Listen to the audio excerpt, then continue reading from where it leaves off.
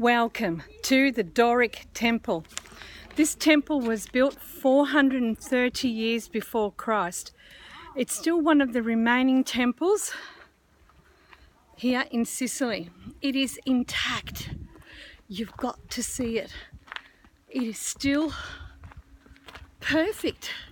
430 years before Christ. Do you believe it?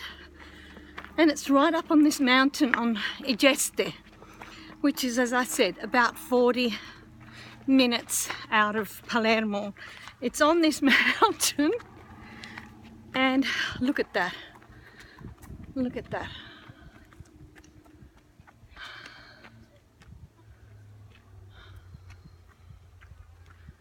It's perfect.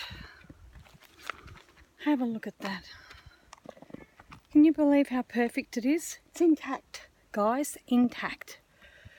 It is perfect. Have a look at where I am. Took a while to walk here.